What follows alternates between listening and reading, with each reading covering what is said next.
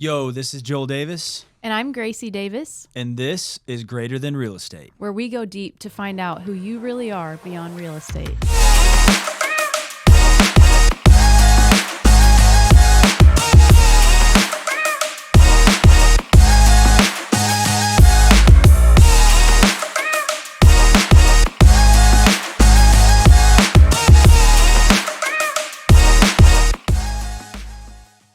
Welcome, everyone. We're excited to have a new guest today, Regina Hancock. And she's going to just start off by introducing herself and telling us a little bit about how she got into real estate. Okay, well, hello, guys. Thank you so much for having me. So, I was not expecting to get into real estate at all. I actually went to college with the intent of more than likely being a grant writer. And so I actually was in Grand Canyon University. I was about a year away from getting my bachelor's degree in professional writing. I always have to say writing because people think like riding horses. I was like, no, professional writing. And it was 2021. And I just kind of realized that I'm very ADHD. I don't actually want to be in a cubicle my whole life. And also, truth be told, what you make with a writing degree is pretty bad. I did not want to be a teacher. So I started seeing real estate all over the place, whether it be billboards or friends going to Champions School of Real Estate or just various things. And I always heard how hard it was getting into real estate and actually thriving. But I gave it a go and I signed up for courses actually literally 3 years ago. And that's how I got involved. Is I just started classes, passed my test first try, and I signed up with Keller Williams Southlake. That was my first brokerage. That's awesome. So let's take it back. You talked about writing and then Writing. You actually are very big into writing. Kind of give us a brief background on how you grew up and what you did growing up, because I don't think the listeners would ever imagine it. Yeah, surprise. So every time I tell somebody in Texas that I'm from California, they always give me so much grief about it. And then I'm like, hang on. It's not LA. It's not San Francisco. I'm right smack dab in the middle. So I'm from, I was technically born in Bakersfield, California, but my family has a working cattle ranch in the mountains outside of Bakersfield that we settled in the 1800s, literally. And to this day, it is still a working cattle ranch. And so that is where I grew up. I grew up helping build and fix fence and doctor cattle and gather and do cattle drives and brandings and all the things. And then whenever I turned 18, I went and spread my wings and I left because you never fully appreciate your hometown until you leave. Yeah. So, yeah. So you're more of a cowgirl than some of the cowgirls in Texas think they are. Oh, yeah. Oof, that is controversial. That's controversial, but I have run into a few cowgirls in Texas, and I just kind of keep my mouth shut. Yeah. Do you ever go to Fort Worth and just people watch and be like, oh, yeah, she's never ridden a horse in her life? Speaking of Fort Worth, whenever I first moved here, I actually was jobless. Well, that's not true. I was running Hancock Puppy Co. That's sidebar. But I wanted a semi-stable income, but I really like fun jobs. Surprise, surprise. And so I was at the stockyards, and I was like, I could totally easily lead trail rides at the stockyards. Yeah. And those girls were so mean to me because I walked up to them and I was like, hey, I have this experience. How do I go about applying? And they looked me up and down and totally blew me off and did not help me at all. And I was like, Oh my gosh. I've been riding since I was 2, so I think I can do a trail ride, but I just took that as a sign to look elsewhere. Was that your first introduction to Texas? That was my first introduction to some of the cowgirls in Texas. Yeah. Yeah. Yeah. So tell us a little bit about some of your adventures in California, because you've told us a few stories about just different things you've come across and riding with family. Are there any crazy trail rides that you've been on that involved bears? Yeah. Okay, so I love whenever I tell people that I grew up on a cattle ranch and stuff, and whenever they find out that I'm actually terrified of wildlife and snakes, etc. They're always like, "Yeah, but I thought that you grew up on a cattle ranch. You know, you should be like tough and this stuff shouldn't bother you." And I'm like, no, it actually just made me more scared. Yeah. It just made me more terrified for my safety all the time. Because like one time I went to go grab my horse's bridle from our barn, which is like this old barn. Peep my logo. You'll see it. That's my family's barn is my logo. And so I went to go grab a bridle and there was a rattlesnake wrapped around the bridle. And I'm like, yeah, that doesn't desensitize you. That just makes you horrified every time you walk through tall grass or whatever. So anyways, the bear story. I am so scared of certain fields on our property because especially like in the mountains. So we're in the Sierra Nevadas is where our higher property is.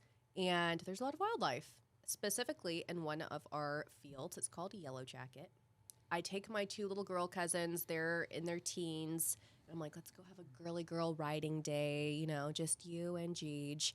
And so we find the horses, we saddle them up when we start on our journey. Well, I remember asking my mom, I said, hey, have you seen any wildlife in Yellow Jacket lately? Because one of our cousins always does.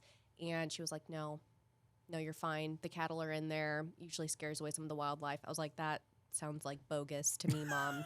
Yeah. But okay. And I kid you not, 5 minutes into our ride, our horses start like freaking out. And I didn't listen to my horse, and that was a big mistake. And a bear came running up out of a little canyon, and it literally was like 15 feet in front of us, maybe 20 feet in front of us, and it just stood there, and it just kind of like stanced up. Yeah. And it was walking towards us, and God was with us because our horses didn't freak out. They stood still because the worst thing that could happen is you fall off. Yep. Yeah. And then you're just there and your horse is running away. Yeah. So I just told my girl cousins, I was like, whatever you do not fall off, hold on, and you'll be fine. Like the horse can outrun the bear, but don't fall off. Yeah. And we actually were just able to back away and ride away, but it was really scary. And we actually ended the trail ride short. Yeah.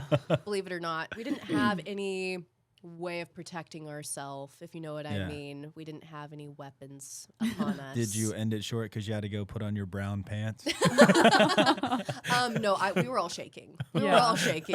And then we kept like hearing things, and you know how it goes once your senses are like heightened. So every crack, we break chickened in the out. wind, you're like, and by this time it was already like close to nighttime. There was previous drama trying to catch the horses. It took hours. oh my so gosh. we already started late. Yeah. So anyways, that's the bear story. So I'm not a huge horse person. Horse Portion. So when you were going in those situations, and I'm sure you've been in multiple situations like that, do the horses pick up things before you even see them? Yes. So horses actually have a pretty decent sense of smell. Yeah. And so whenever I say like I don't really like riding in that field alone, which we all have to for gathering cattle and whatever. But there are so many things out there. There can be bear cubs in a tree or mountain lions around, and you usually don't see them. They see you. Yep. But your horses will smell it. Horses also kind of give a false alarm because pigs can smell like bears. And so we thought that our horses were freaking out because of pigs. Yeah. You know, and we're like, whatever, pigs they don't hurt, right? Yeah. They'll spook your horse, but they're not going to come after you. But no, it actually was a bear. And then there's been times where I was riding down in this like ravine, and every single time I ride down there, I'm like, I just know a wild animal is staring at me because my horse is like freaking out, just throwing its head and looking around, being all crazy. So yeah, it always scares me, but you know, gets the adrenaline pumping. Yeah. I don't know. It's an adventure every time. That's awesome. So what actually led to you wanting to move from California to Texas? Because that's a big jump, especially to do, you know, at the age that you were, and just completely start over, basically. And you guys had just recently got married, right? By the time you guys moved. Yes. So I was 22, Seth was 24 whenever we got married, and that was in 2019. So we're about to celebrate 5 years. Congratulations. Yeah. Thank you. So whenever we first got married, we were both actually living in Bakersfield, going to college, and then we graduated in May, got married in June. And we moved from Bakersfield to Visalia, which is below Fresno. You guys don't need to know that, but just out of the hometown. We were there for a couple of months, and then Seth got a job offer in Napa, California, which everybody knows Napa, wine country. Yep. So at 22 and 24, we moved to a luxury apartment right below Napa, California in American Canyon, and he was an engineer at an automation company, and I actually was a personal trainer for In Shape Health Clubs, which I think they still exist. Some things happened during COVID, so hopefully In Shape is still there. Yeah. But we just needed to follow opportunity. It's really hard making a living in California, and especially at that time, making a living on the ranch for us was not an option. And so that's a whole other story. So we just followed opportunity like no one's business. And then we were there for a year, and that's whenever COVID happened. So we'll spare those details because everybody has heard that to death. And I actually got laid off from the gym job. Gyms were like one of the first things to close down. And he never lost his job because he has job security like no one's business. So that's awesome. But our lease was going to end in 3 weeks. And I looked at him and I was like, I feel like God's telling us that we need to move to Dallas. I didn't know DFW at all. I'd never been to the South. Yeah. So you had never even been. No. You'd grown up on the ranch your whole life. That was about it. I actually moved to Nevada and then to Utah between the ages of 17 and 19. For college? No. That's a whole family story. Okay. Yes. So I've actually moved about 15 times. Wow. Yes. So my mom kind of had wanderlust. Mommy, if you hear this, you know, I mean this in love. But yeah, my mom is a journeyer and a traveler, and it's led us to some really cool experiences. And if we never moved to Nevada or Utah, a lot of things would have never happened. I actually probably never would have met Seth. And yeah, that's a whole other thing. Shout out to Seth. Seth, you're the man. Yeah. Yeah, my husband, he's everything to me. So I don't know where I was going with that. Where moving On how to you Texas. decided to come to Dallas. Yeah, so Seth came home from work. I said, babe, we're moving to Dallas. He said, okay. And some of our friends that worked with Seth, the husband worked with Seth, they also were feeling like they needed to move as well. And she actually was born, raised in Napa. And so we all just kind of decided that we were moving to Texas, and we moved to the same apartment complex in Euless because we were like, well, that's in the middle of Dallas and Fort Worth, and we don't know where we want to be. And so we moved to Euless for about a year and a half, and then we bought our house in Rome after that. So, wow. I think it was just God was like, just go. Yeah. Because we had no good reason to really leave. And it wasn't even like, oh, we're going to Texas because it's more affordable. We just had no friends in Napa, really. It was really hard to make like good close friends as Christian conservatives in Northern California. Yeah. So we weren't even plugged in with a church. We had some funky church experiences up there. And so we knew, hey, the Bible Belt might be a little strange for us, but let's go. Yeah. So we did. So I always ask when people from California are moving to Texas, was there culture shock? So Bakersfield and Fort Worth culturally are very similar. Really? Yes, because, well, probably Bakersfield and Oklahoma are probably very similar. So Shout out I to my know. Oklahoma people. You I hear that? know. Oklahoma? Yes? If All right, anybody knows Central California, they probably know of Oildale and Bakersfield. And I actually did a couple years in Oildale, and it's pretty rough. It's pretty rough. Oh, so you're saying Oklahoma's rough? No. So during the Dust Bowl, Yeah. and like the Great Depression and all of that, Yeah. a lot of people from Oklahoma, Texas, whatever, moved to Bakersfield. A lot of people settled in Oildale because that's where the oil is. was, There's like oil derricks everywhere, right? And there's a weird little accent in this pocket in California. Like even Interesting. Seth sometimes has an accent, and you're like, where you were born in Wasco, California, like where is this coming from? It's got just this weird twang. So yeah, it wasn't really a big culture shock. I would say more just North Texas as a whole Okay. was a culture shock, but Yeah. in terms of like Fort Worth itself, pretty pretty familiar with Bakersfield or similar. Yeah. Mhm. So what have been some of the things that you've loved about living in Texas so far? Okay, this is going to sound so bad, but I'm not kidding, I gained 20 pounds. I gained 20 pounds pretty much immediately. Because you would think, so I have so many food allergies. Yeah. You would think California would have like an abundance of options. Well, only certain frou-frou parts of California, right? Like LA, obviously you can go, there's all the paleo things and whatever, but Bakersfield, no. So I ate a very like bland diet. And then I moved here, the barbecue, there's so many like gluten dairy-free options everywhere. Like HG Supply Co. has my heart because it is all catered towards healthy food, but it tastes good and it's like rich and delicious. And they have vegan queso, but it actually tastes good. You know what I mean? And so I just gained a bunch of weight eating all of this like, oh, it's healthy. No, it wasn't healthy. I consumed so much food. And honestly, like we would love to go back to our family's ranch, but even my family and I talk about if we do that, we'll have to make at least one trip a year out to DFW and just eat and shop because the shopping here is crazy too. Yeah. Like the shopping is so nice. And I never thought about that. Yeah. But there's like an abundance of like brick and mortar stores. Yeah. Boutiques. Yeah. All of the things. The squares, like, Yeah. I don't know. Yeah. I have free people here and that's bad. Free people. Oh, that's jeez. I'm glad you haven't got into free people yet. Let's just not do that. He's like, How about and so that? anyways, next question. Yeah. Well, let's talk a little bit about real estate. So Okay. you got into real estate Mhm. once you got here. You said you went through Champions, Yes. DFW. Yes. Okay, and then you started in South Lake. Yes, which was fantastic. I Mhm. actually love Keller Williams South Lake specifically is their model for new agents. So that was really great. I went through a month's worth of classes, and I actually was kind of scouted out by this male agent who had a team before I even started real estate. And so I called him and I said I'm looking for like an admin position. I didn't want to start my license process until I knew that I liked real estate as an industry. Yeah.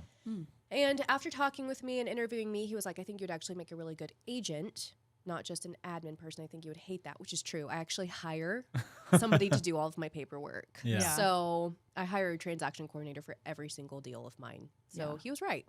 So I got my license and I hopped on his team right away. And I was on his team for probably 4 or 5 months. And that's where I did my very first deal. I got my first house under contract 3 weeks in.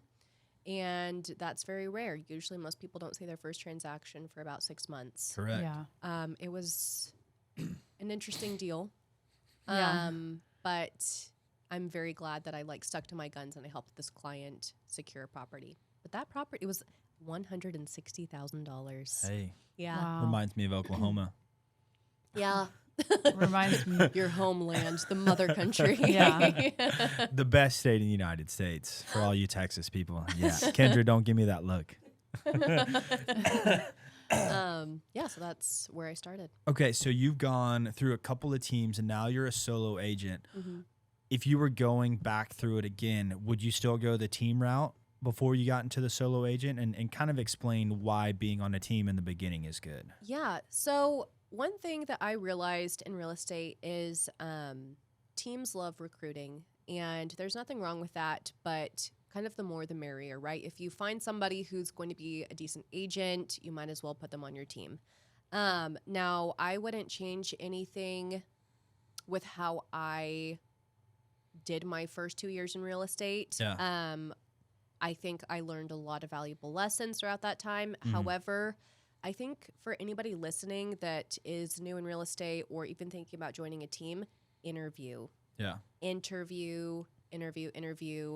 the team lead, the owner of the team, and make sure that you're a good fit, but also make sure that expectations are set in advance, because I have a fondness in my heart towards my first team, but I just don't think that the expectations were really lined out exactly. Yeah. And that's, I think, the main reason why it didn't really work out is I wasn't a great fit for it. And so I ended up choosing to leave.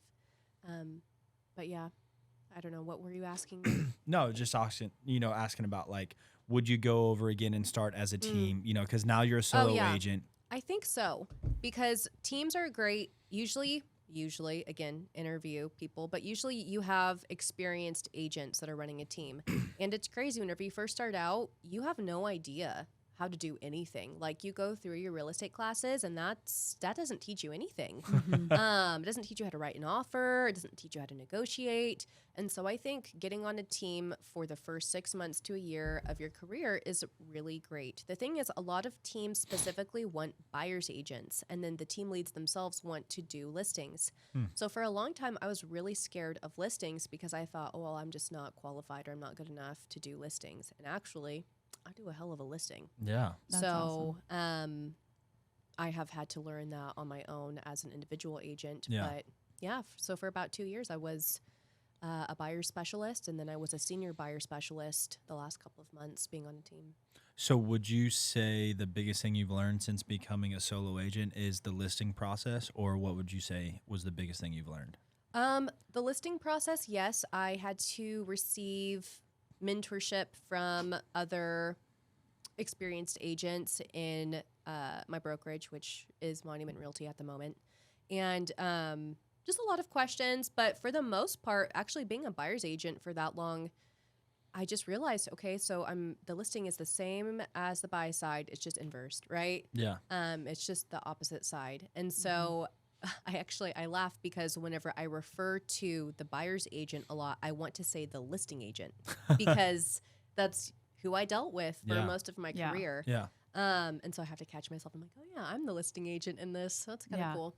But I had to receive some help, but not as much as I thought. And I had my systems down, and I actually pay for a CRM system that has transaction coordination set up within the system. So I can go and have a checklist of like every little thing that I need to do. And that really helps me, schedule photos, schedule a house cleaner, staging, whatever, get the description written. You know what I mean? Right. So I have a good system where even though I had to like drink from a fire hose for a second, I wasn't just going to be winging it with my seller clients. Yeah.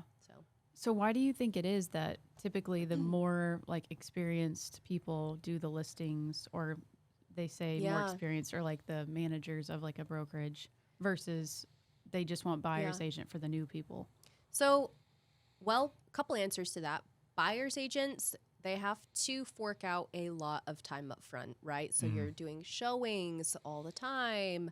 Well, it depends on the client and the market, right? Right now, I'm actually not doing very many showings because I usually go and show a few houses. We make an offer and we win. Yep. So, but that wasn't that way in 21 and 22. Yep. And so I was driving everywhere. And of course, the team lead, they want to hand off as much of that stuff as possible. And that's fine because I didn't have any other job. Yeah. And then listings they're intense. And I think that's what I've been learning is like, I'll go home to my husband and I'm like, it's a lot of responsibility, making sure that your clients are covered legally, right? I mean, down to filling out the seller's disclosure correctly and making sure that you are adhering to MLS standards in your listing description and your photos. And there's just a lot of rules, even down to branding, etc., that you have to adhere to with a listing that you don't have to think about at all with a buyer.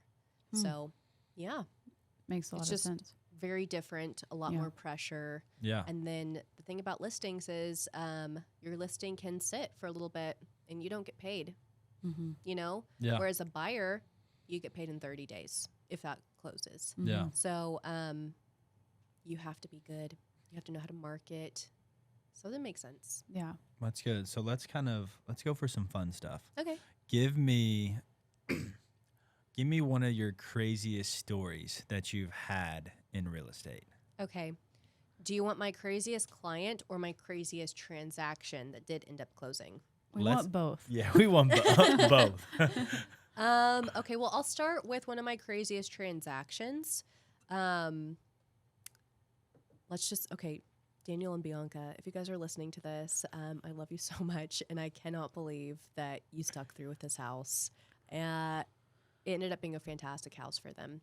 So this was, I think it was 20 or early 22, and I had done a couple transactions by this time. I was on a team, and thankfully a good team. And there's this house in the Dallas side, we'll say. I'm going to try and keep things vague just for privacy's sake. But built, I think, in the 70s, and it was an investor special.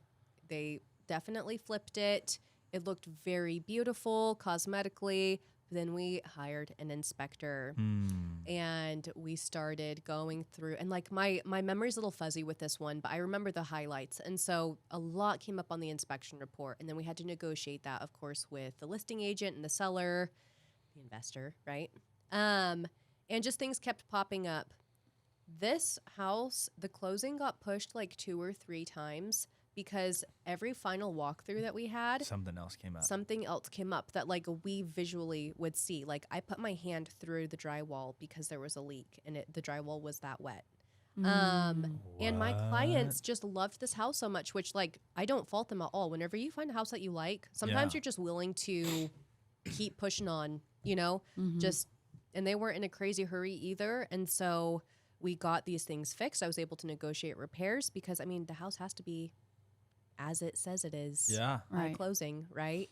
And we actually ended up closing on that house. But I remember even closing day didn't go smoothly. Like we had to go back and re-sign some documents, and it just was a hassle of I don't mean hassle as in like, oh my gosh, it was so much work for me. I'm just like, I applaud my clients for sticking through with that one, because a lot of clients, they get scared or a lot of buyers, they get scared and then they just want to back out, right? Yeah. But they stuck with it, and they love their house. And they tell me all the time how much they love their house and how happy they were that I was their agent. I'm like, oh my gosh, that means so much, because it was a scary one. I always like freak out whenever big things like that start happening with a home. Yeah. But if I feel like somebody should truly back out, I'll tell them. But that one, they loved it, so we kept on keeping on. But it was just a lot of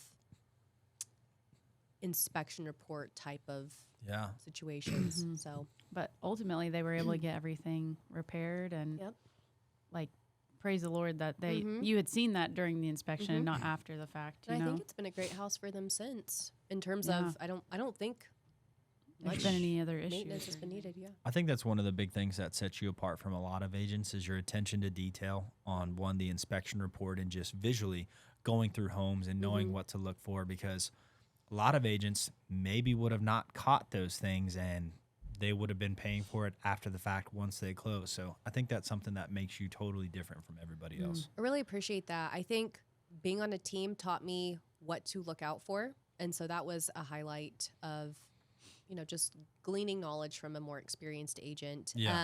Because inspection reports, a lot of agents don't really know how to read them. They don't know how to write a repair amendment, which is, you have to be so specific. You have to be beyond specific. You can't just be like, seller to replace roof. It's like, you have to write out all of this jargon in order for, the roofer to then go and paint the fascia to match the rest of the home, so that, you know what I mean? It's just like, you have to think about all the steps. So then you kind of become like, not an expert, but like a home expert in a way. You know what I mean? I'm like, I had no idea about plumbing before this, and now I have like a slight idea. This is crazy. So I don't know. That just brings you back to your writing. It has come in clutch a couple of times. Yeah. I can't tell you how many times I've had like clients who are getting insurance on a home, and if the agent, like we just talked about, doesn't do a good job of going over the inspection or making sure that they get the repairs, and then they come back to me and say like, hey, we have this leak, or hey, we have this a month after moving in. And I'm like, these are things that you should have been able to catch before you bought the home. How many So- clue request emails have I sent you in the last But I 2.5 always tell years? agents like that's so important. Like figure out if there have been claims Yeah. because that can affect this buyer and Mhm. It affects their insurance big time. well that too. But yeah, like I just think making sure that you're diligent, and that's something that like Joel talked about. You are very diligent in making sure that your clients are going to be well taken care of, which I can appreciate, and I know they can appreciate. I think it's interesting how little liability we actually have as agents. To some degrees, we have a lot Yeah. of things resting on our shoulders, but there's a lot that we really don't even have to technically touch. And I think a lot of agents can skirt by whenever it comes to the inspection period, right? The option period, and Yeah. leaving a lot of that on their clients' shoulders, whereas I'm in that report with my clients, showing them how to read it, getting them on the phone with the inspector because they're the professional, Yeah. right? And having the inspector explain things so that so that I can appropriately write a repair request Mm-hmm. and hopefully get that signed so that we can get out of option and close on a house. But by most, I mean like 99% of the houses that my clients back out of are over repairs. Yeah. Yeah. That's good. All right. So tell us about your craziest client. Okay. Just don't say their names. I won't. Believe me. I won't. So I think I met this client at a open house, and him and his wife were looking to buy a home.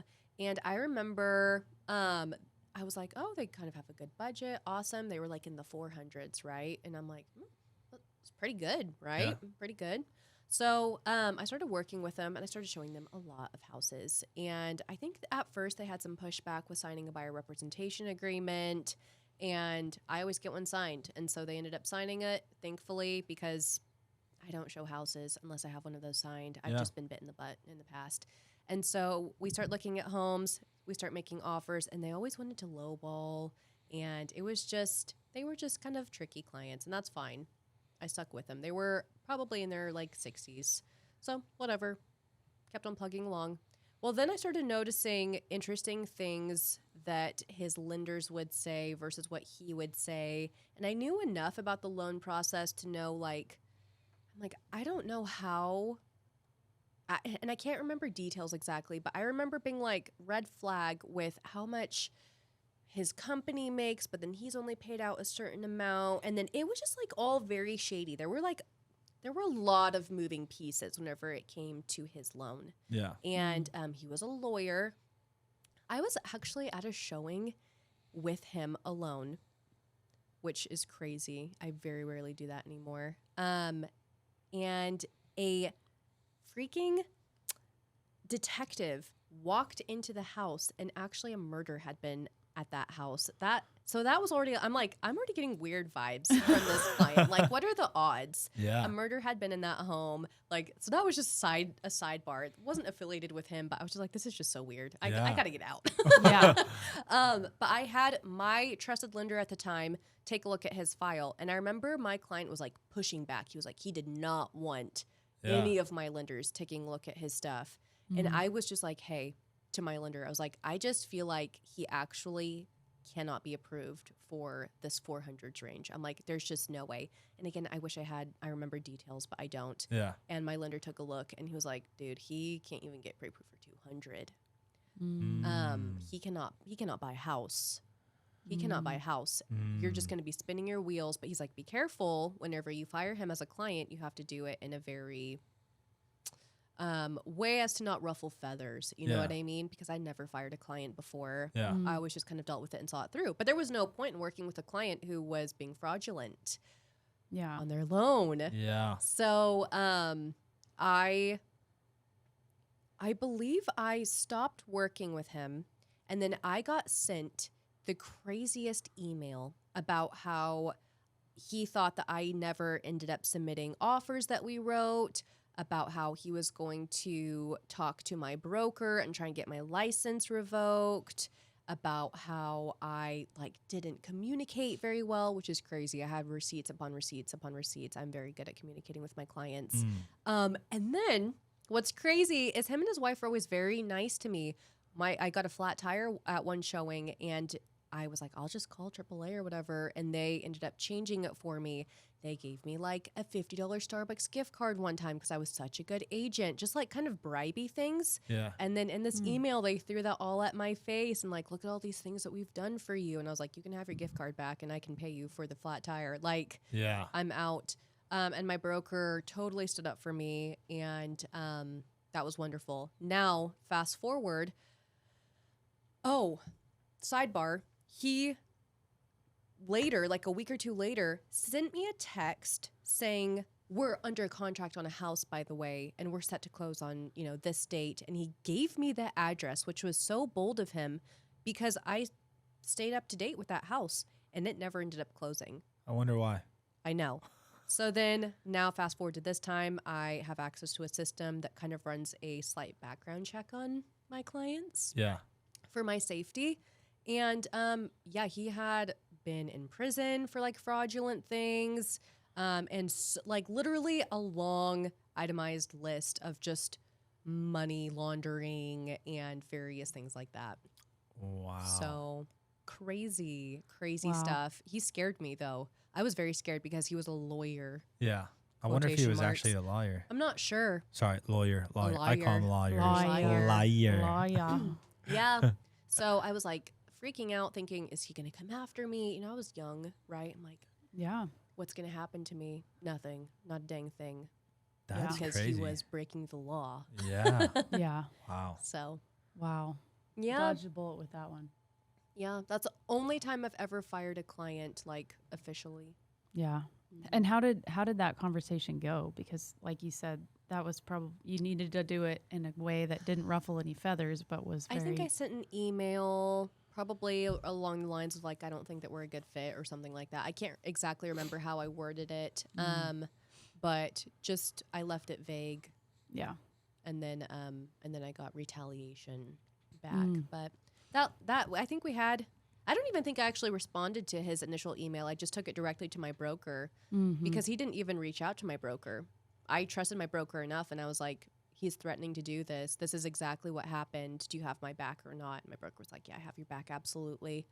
Yeah. So that was whenever I was at Keller Williams. So that was, I'm very glad that I had a good support system behind my back. Yeah. Yeah. That would have been definitely scary. Mhm. There's been multiple things like that, people just being sketchy, that you got to deal with. And, Swindlers. and you're just like, Thieves, something, swindlers, pirates. yeah, something ain't right here, but Yeah. you can just feel it, your intuition. You're like, I just need to separate myself from this situation. And then occasionally those kind of people just come It's along. taught me like especially, if somebody older is being extra condescending, right? And just extra like, well, you don't know, little girl. You know what I mean? It's kind Oh, of, sweet girl. yeah, sweet girl. I'm sorry, you don't know this. It has pricked up my instincts to delve into that further because I'm Yeah. like, why actually are you treating me this way? I feel like you're hiding something. Yeah. You know what I mean? Or you're covering something. And usually that is the case because I'm like, there is no reason for you to be treating me this way because he very much was condescending. And then I go, now that I'm a little bit older and more established in my career, then I just straight up ask people, I'm like, so then why are you working with me if you feel like I don't bring any value to the table? Mm-hmm. And that Yeah. works. Yeah, absolutely. They kind of sit down and don't say anything after that. Everybody likes to yap Yeah. about how a real estate agent is worthless. So then I just go, so why are you working with me? Why don't you bring your documents to a lawyer and have them write your offer? Mm-hmm. And then they go, they kind of shut up. And then Yeah. we move on and we find them a house. And Yeah. we close. Yeah, absolutely. Yeah, that's happened with me. I can remember distinctly like a gentleman that I was talking to that, yeah, he was just acting like I had no idea what I was talking about. And even went so far as to say, you know how much money I make a year? Like I make over gosh. $700,000 a year. Yeah. And then, yeah, you You're just like pull the slow clap. awesome. Well, here's what I'm supposed to do for you. I can get your insurance set up or you can go talk to somebody else. Because My I'm happy gosh. to help you get this policy set up, but it's just, yeah, you come across those people, man. Yeah. It's sometimes, yeah, when you're first in your career, you put up with a lot more. Mhm. And as you grow and Oh yeah. develop, you're You like, say no. okay, no. Like Mhm. you learn how to stand up for yourself and just not get taken advantage of or treated like that. Don't be that guy. Don't be that person. Be nice. Absolutely. What he said. No, I think that's actually very true. Is the older I get and the more established in my career I am, I say no or I refer out people more. Yeah. Yeah. Maybe we're not a great fit, and I'll just be like, hey, I actually think that you and this other agent, my brokerage, would be a fantastic fit. And I'm usually not lying, right? I'm just Yeah. like, I don't think that we're going to mesh throughout this transaction. And so I refer them out because we don't need to be button heads for 30, 60, 90 days. Yeah. Nobody Yeah. wants that. And Right. I'd actually sometimes rather not collect the paycheck and have some peace. And I Yeah. think that does set me apart from other real estate agents because I do have a life outside of real estate. And I Yep. don't want to be super stressed over all of these little transactions, especially ones that are going to cause me needless stress. So Yeah. Yeah. So go ahead. I was going to say, you talked about life outside. Yeah. How has it been creating a work-life balance? I've always been really good at it. It's because I'm lazy. No. I grew up homeschooled. I grew up always working rather creative jobs. I was like every job that I've had has been sales in a way, right? And so it wasn't like I came into this job with no idea of how sales can be, etc. And so I made it a priority to have a life outside of work. There definitely was a good period where work was everything, and that was whenever I was the most mentally unhealthy, physically unhealthy, all the things. Yeah. Drinking the most, like you name it, was peak craziness in my career. But I kind of stopped that pretty quickly. And I think setting aside time for exercising, spending time with my husband, I felt so guilty about taking our camper anywhere, like our camp trailer anywhere, because I was just like, well, I should be doing an open house or I should just be available. I should just be available and be here. And my husband has been really good about like, it'll be here whenever you get there, right? I do really great in real estate. He has a great job. And he's like, that we work so that we can travel and see our family. We visit our family in California all the time, Yep. and we still are able to balance really great careers. Yeah. I think you just have to do it. Yeah. And sometimes I like book a trip and I am crying. I'm like crying. I'm like, I'm so stressed. I don't know how I'm going to be able to get away. And I just have to like press the book flight and put it on my calendar and just be like, okay, I'm not available those times. And I'll set up other people who can help my clients if need be. But we're on call like 24/7. Yeah. That's a whole other tangent, but there is a reason why we get paid as much money as we do. And that is because I am writing offers until midnight sometimes, and we need a break every now and then. Yeah. I totally agree. That's something that we've been working on too, because, you know, we're in similar careers where we can work till midnight every night if we are forced to, you know? So something that we've found to be really important is just, like scheduling those times to get away, or saying, you know, like after 6 o'clock on this day, like we're going to just put our phones down. We're not going to, you know, continue answering calls, because I don't know about you, but for me, it's like the stress level when you're always on, that can accumulate to like real burnout of just like never getting to clock out, you know, and never getting to just say like, all right, let's spend time, me and you. So that's something that, you know, is really important for your marriage and, Absolutely, you know, eventually your family. So we're trying to learn that sooner rather than later, just like you guys. I think a lot of my weight gain too, whenever I first moved to Texas, was then I jumped right into real estate whenever we moved here, and happy hours and stress of a new job. And I was around a lot of top performing agents. And so I felt a lot of pressure to hit a certain number. Yeah. And I think that was a main reason that wrecked a lot of my hormones. And made me gain weight. And it wasn't just like the fact that I'd gained weight that made me mad. It was like I was puffy and just like unhealthy feeling. You know what I mean? And a lot of alcohol consumption. Okay. I rarely drink anymore. That's a whole other thing. But like the realtors can drink. That they can. The realtors can drink. Yeah. The happy hours are all the time. Yeah. And I had to learn how to say no. Yeah. Sometimes. So you kind of hinted on it a little bit about like, you know, the stress of trying to hit a certain number. How has success in your eyes changed over your couple years in the real estate? Yeah, so I would be lying if I said that I didn't make a vision board every year, and which is crazy to me because I never really thought of myself as being that type of person, but I actually really like vision boards. And I do have a commission goal for this year. I don't know if I'll hit it, but it's definitely a goal. And I feel like having those goals, it just helps keep you motivated, right? Yeah. But I would say success is, I don't know, it's hard because I definitely can funnel in and just chase business. But I would say success is being able to have the work-life balance and understand that for a while, I kind of forgot that my whole goal in my life was to be a mom and to eventually not work. And that makes a lot of people upset. Like I've had several people in the industry.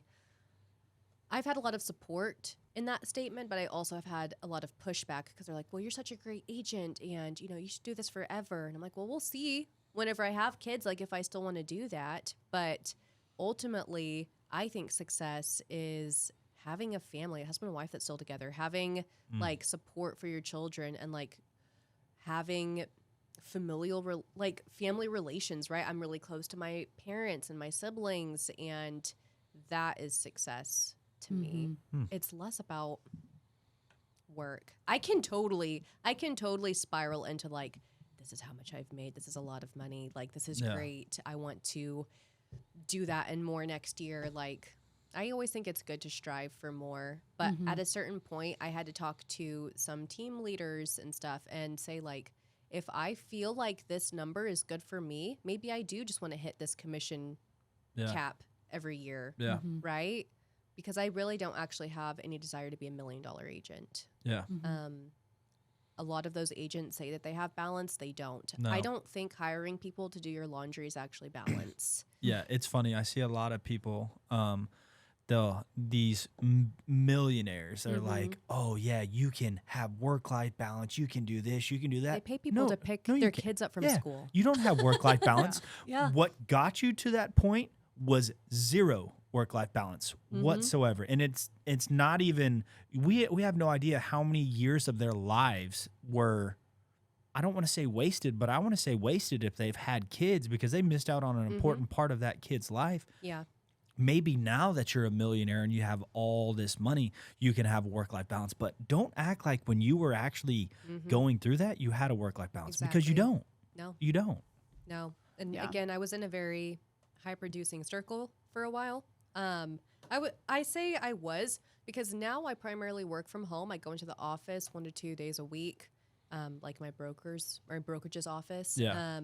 But for the most part, I kind of do my own thing at home, and it protects my peace a bit because I'm not around a lot of like pushy high producers. Yeah. Because we're a dual income household. We're very comfortable. Dinks. We are. Dinks. I know. What? So my Dinks. dual Dual income, income. no kids. Yeah. Dinks. Oh. Yeah, you haven't heard of that? That's us. That's dinks. I'm like, that's you guys. To a I didn't T. even know about it. Yeah. Yeah, through and through. Look it up in the dictionary, and that's all. Yeah, well, because we have fur babies out the butt. Yeah. Jeez, our house is a zoo. Somebody needs to like put a cap on how many animals we can have in a house. It's crazy. Well, it's homestead for a reason, right? I know. Actually, I had a buyer consultation recently. Yeah. And she was like, okay, so what kind of homesteading do you do? And I was like, shoot, because I really have set myself up as this brand, right? Yeah. Which for a reason. Yep. But a lot of my brand is like also my roots, not so much Yeah. of like what I'm doing now, even though I think urban homesteading is great. Yeah. I Yeah. would categorize myself as that at the moment, right? I try and have a garden. I try and live cleanly, Yeah. Yeah. live a healthy life. Like homesteading is so much more than that. But she wanted to know like, what was I planting right Yeah. now? Yeah. And I'm like, oh no. It's actually not in that way exactly. Yeah. Yeah. I'm like, I don't know. I thought that was funny. That is funny. Yeah. So you mentioned the work-life balance. Mhm. What helps you stay rooted and grounded in what's important to you and that family's important to you and all of those things that you mentioned? My mom. Mm. Yeah, my mom and I talk on the phone. So she is actively like, I have to be careful with how I say this, but essentially, my mom and my youngest uncle are partners in business, and they have their own cow and calf operation. So they breed the cows, have the babies, Yeah. and usually they sell the babies to private parties for meat. Sorry, PETA. Sorry, it's a beef ranch, Mhm. but very ethical. So, she is a businesswoman in her own right Mm-hmm. and has always kicked butt. Okay, she was a single mom for like 18 years, Mm. and then Wow. she married my stepdad. Had my youngest sister, who's 8. She'll be 9 this month, and my mom has like had this crazy life, and she's been a 1099 employee. She's been a W-2 employee, and now she primarily homeschools Caitlin on the ranch and on their homestead. And my mom has like this crazy huge garden, and she does all this cool stuff, right? And she balances all of these things. Yeah. My mom knows me. My mom and I are really good friends, and she knows me deeply. And it can be really scary sometimes because she actually at first pushed back whenever I wanted to go to college. She was like, "Are you sure?" And whenever I was young, I took that as like, "Oh, my mom thinks I'm dumb and that I can't do college," right? Well, no, I was just young. I was young and dumb, right? I should never have actually gone to college. That was one of my biggest regrets. I don't think that it was for me at all. It actually just made me so stressed. I didn't use my degree, and now I'm in debt, which is really cool. Not that much, thank God, but still, Yeah. I don't think college is for everybody. I stand by that. Yeah. And so my mom keeps me grounded because whenever I have a new career move idea or whatever, I run everything by her because she's done branding in her own way, and she's run a business in her own way, but she knows me, and so she'll always bring me back down to earth or hype me up. She's like my biggest hype woman. So most Aw. of the things that I've done are because my mom believed in me, and she was like, "No, you can do this. Like, you'll exceed at this. Go for it." Or like, "That's not going to make you happy." Or, "Are you sure you want that to be your goal? Like, it's okay to maybe only want to sell 20 houses a year, right? Yeah. That's okay, Gina. You don't have to keep pushing it every year." So she very much is that voice of reason. My husband is very driven. And so sometimes, so we're both type A firstborns. It's a terrible mix for a marriage, but we decided to do it anyways. And we knew that going in. And so it's like level up, level up, level up, level up. And we both have to like have outside people to Yeah. kind of talk us off the ledge and enjoy the present. He's better at that than I am in some ways. I'm better at, we kind of balance each other out in a weird way, but we can like keep striving for the best. And Yeah. that's not always the best thing for you. Yeah. So I would say my mom brings the most balance to my life, but my husband also is a really great supporter. But sometimes we both have a hard time saying no to things. Yeah. Does that make sense? Absolutely. Makes a lot of sense. Yeah. That's, Yeah. Well, you're both young professionals, and we Yeah. currently don't have kids, hopefully soon. Yeah. But it's kind of like, well, we might as well take hold of this opportunity and this opportunity and this opportunity. And then next thing we know, we're like high-fiving each other in the hallway. On the way. Are you cool? Are you good? Yeah. All right, see you tomorrow. Yeah. Yeah. So, We can definitely relate to that. yeah. So, one of the big questions that we like to close out the podcast with is surrounding identity. Okay. So something that Joel, it's very close to both of our hearts, but something that Joel went through in his life as far as like playing baseball professionally, deciding not to do that anymore. His identity was in sports. Right. And so whenever he changed his career path, he really struggled with, like, where does my identity actually lie? And we know a lot of people will put their identity in their job or being a mom or being, a housewife or whatever, for us that can be. So what do you feel like your identity is in? Well, first and foremost, we're children of God. And I've actually been, that's crazy that you asked me that, because I've been thinking about that a lot lately, about how you take everything away and actually the only thing that matters is our identity in Christ. Yeah. And it wasn't something that I ever really thought about a whole lot, not Christianity, but just identity, right? And so I think identity in Christ first and foremost, but then from there, I want to be known as a very warm and friendly person, and but more than anything, authentic. And I feel like a lot of people tell me I'm authentic, and that is like, it's music to my ears, because there is a lot of fake, especially in this industry, and it's so damaging and hurtful, especially whenever you think that you are making connections or whatever. It can be very damaging in this industry, because we are all salespeople too. It can be, we're all great at slapping a smile on our face and networking, right? Quotation marks, networking. But, ultimately, I think my identity is in the Lord, but I also want it to be in the family that I create. And even if we never have kids, still, I want people to see mine and my husband's marriage and think that's beautiful, and my relationship with the rest of my family as beautiful, and relationships with my friends as something that's admirable, because relationships are very important to me. Yeah. I might not be a person that has a lot of friends, but I have like a few close friends, you know what I mean? Yeah. Because I really like authentic, true, real nitty-gritty Yeah. relationships. Yeah. I would agree when people talk about you being authentic. Gracie calls me unapologetically myself. You are unapologetically yourself, Regina, in every situation, and I think that's what makes you so unique and just awesome, because you don't change. We've seen you go through hard times, we've seen you go through great times, but you are literally the same person every single time. That means a lot. Thank you so much. Absolutely. And that's something that really like drew me to you as a friend early on, because and I've told this to Joel, like, I really struggle with like being vulnerable and being like deep with people, because it's scary. Like, I've been hurt in the past with friendships, with relationships, in business even.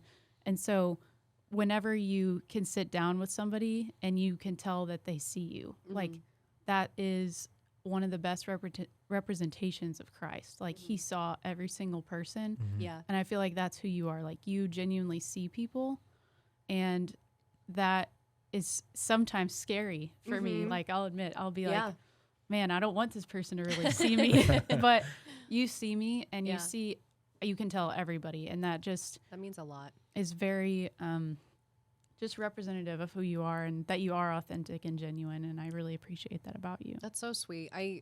I struggle as well, because it always means a lot whenever people affirm that. Because I feel like I'm also I can be very abrasive and very direct, and all of these other things that can come across as negative, right?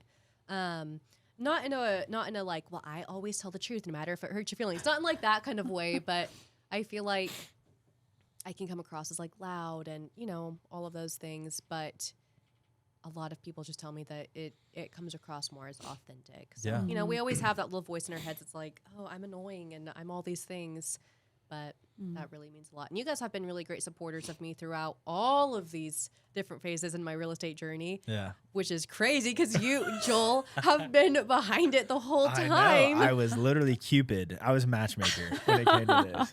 That's so crazy to me. Yeah. Yeah. But you guys have been there throughout the whole, like, I feel like I was on the phone crying with you guys at some point last year, like both Yeah. of you, like, Mom, Dad, please help me. Aw. So I really appreciate this relationship and Yeah. everything you guys have done for me. Well, thank you. Mhm. We love Yeah. you.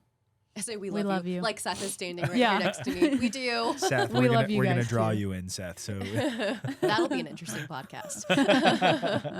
The husbands of real estate agents. Yeah. well, that's going to wrap it up for Greater Than Real Estate. We really want to thank Regina Hancock for spending time with us. She's amazing. If you're looking for a home in the DFW metro, even if you're a homesteader, she can help you out. Specifically in North Fort Worth. North Fort Worth. She can help you out with the homesteading stuff too. We want to give a shout out to Tap In Studios. Kendra, thanks for being here. We love you, Kendra.